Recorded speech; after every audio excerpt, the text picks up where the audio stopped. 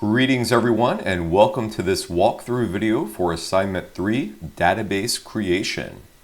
In this assignment, we are going to be running the data definition language code and many insert statements to create the database and insert the data for the SQL project, which is going to be, of course, one of our main deliverables for the semester. So the purpose of this assignment is to set you up and get you into a good place to have success on the SQL project a little bit later in the semester by getting the first couple of steps out of the way already. Now, the deliverable for this assignment is going to be a document containing a screenshot that demonstrates that you have created the tables in your own database, you have inserted the data, and the data is in a state that it is ready to be queried.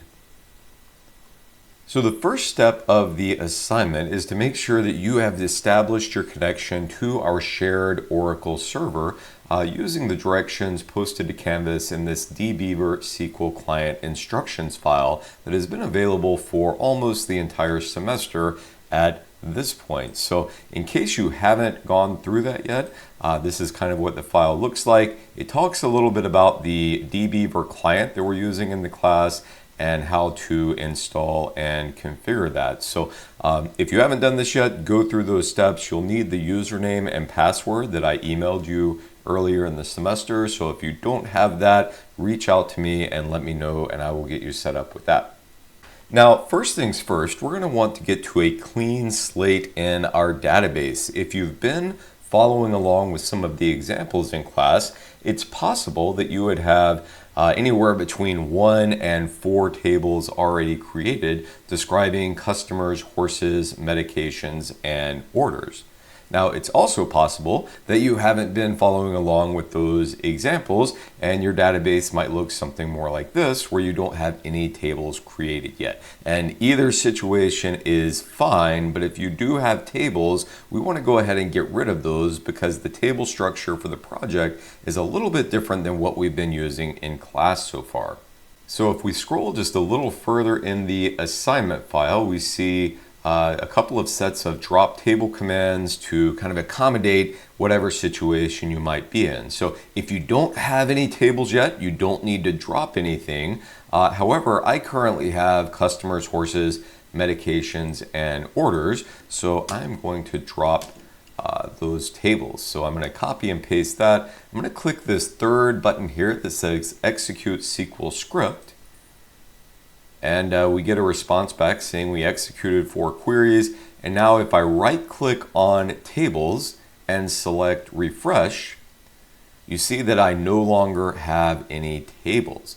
Now, one question that comes up every semester is that students will try to drop tables that don't currently exist and they'll get an error message and it leads to a lot of confusion. So I just want to point out that if I currently do not have any tables and I attempt to run drop table commands, an error message comes up that says table or view does not exist. So throughout this process, when you get error messages, take a moment to read and consider what the error message is telling you. This says table or view doesn't exist. Well, that makes sense because we're trying to drop tables that don't exist. So just be kind of aware of what you're doing. Now, the other situation you might have is if you have completed this assignment and you have all of these tables, this would be the set of drop table commands you would use to drop all the tables for the SQL project and start back at this clean slate. But again, you don't need to run these commands unless you already have tables and you're trying to get rid of them so you can start back from square one. All right, so moving on to creating the tables, there are 2 text files on Canvas just right alongside this assignment file that contain the SQL statements you will need to run to create this database. mghh_ddl contains all of the data definition language to create the tables, and then mghh_inserts has all of the insert statements that you'll use to insert the data. So first, by downloading and opening the mghh_ddl file, we want to select all of the contents of this file. So you can do Control A to select everything, or of course you could just drag your mouse over everything, but make sure you get the entirety of this file, because this is going to be creating tables you're going to need for the project.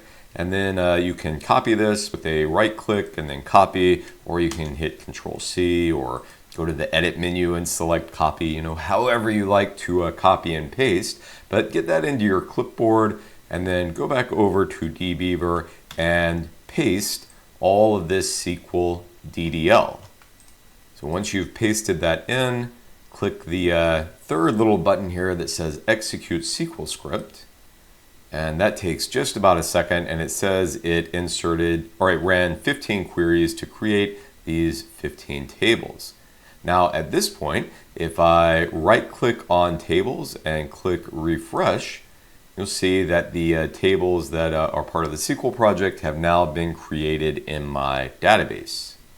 Now, kind of similar to the idea that we can't drop a table that doesn't exist, if you've already created these tables and you attempt to run this SQL again, you're going to get an error message that says the name is already being used by an existing object. So again, if you get these error messages, take just a moment to read and consider what the error message is telling you, and also consider the current state of your database and the tables that you have and the data that's been inserted into those tables. So don't just blindly copy and paste all of the commands and expect things to work, because things might work or might not work depending on what else you've done in your database so far. So give this a little bit of thoughtful consideration as you're going through everything. Okay, so next we're going to move on to inserting the data. So all of our DDL code that we have from creating the tables, I'm just going to select all of that and delete that, just clear that out of dbeaver, because we don't need to run that code again. And now I'm going to open up the mghh_insert file off of Canvas. I'm going to select all of this. I'm going to copy and I'm going to paste that into dbeaver. And one thing I'll point out is this is about 955 lines of insert statements. So make sure you get the entire contents of this file, and then when you run this, you may get an error message that says something like this: large script execution may be slow. This doesn't really matter if you select yes or no, but I would just say click yes and let this run through. Now, depending on the speed of your internet connection, this may take anywhere from maybe 20 or 30 seconds up to a couple of minutes to complete, because we're inserting almost 1,000 rows of data across all of these different tables. So give this just a moment to do its thing.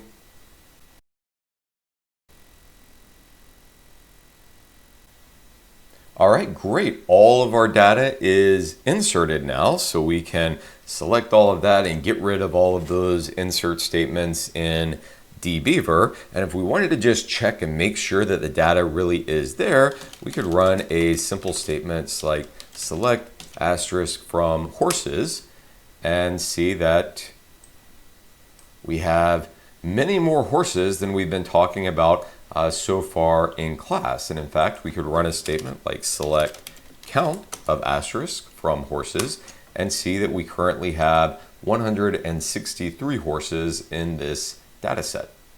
We could run some other queries to kind of explore the data a little bit, like select asterisk from customers and see all of the customers we have. Select asterisk from workers, and we could see all of our employees here and things like that. So in the assignment file, I give you some examples of different queries you might want to run to check things out, but those are really just for your own kind of understanding of the data. The actual deliverable, what you're going to need to submit on Canvas, is described on the 7th and final page of the document. And that is this query here. And we can just copy and paste this into DBver. I'm not asking you to really critically think about the data and construct this query yourself. I'm providing you a query that is going to join together the horses table and the customers table on this condition where the value of the owner attribute in the horses table is equal to the value of the username attribute in the customers table. Okay, and this is just our foreign key relationship where this attribute is a foreign key that refers to this candidate key, and in fact the primary key of the customers table. So we're joining these two tables together. We're projecting the attributes name and color of the horse, and then fname, lname, and phone of the owner. And then we're selecting just a subset of the tuples, the ones where the value of color is equal to gray, and where the name contains the letter A. And recall from a discussion in a previous lecture, like allows us to do some fuzzy string matching using wildcard characters. And basically what we're saying here is that we want the value of name to be any number of characters at all, including no characters. That's what the percent sign does.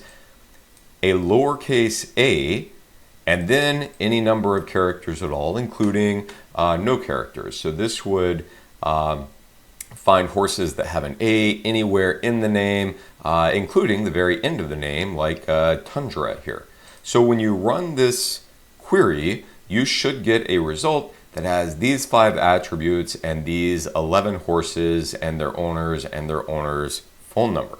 So I'll run this query, and I see I get the expected results. So now I'm going to take a screenshot of this, and in my screenshot, it needs to include my username, and this is going to be your username, not mgrimes, right? This is whatever you have as your username for like Canvas, but your username, the 15 tables that were created, the SQL statement that was executed, and then the results of the SQL statement, all of this content here. So we're going to take that screenshot and just paste that into a Word document, and then at the top of the Word document, put your username so I can easily see that this matches what's in your screenshot, and then your actual name as it's recorded in Canvas. So save that, submit that via Canvas, and then you are done with assignment 3, and you also have the foundation for the SQL project already created. So then you can just start writing the select statements to satisfy all of the questions described in the SQL project. I hope this has been helpful. Good luck with completing assignment 3 and the upcoming SQL project. I hope everything is going well for you. Go forth and do great things, and let me know if there's anything I can help you with.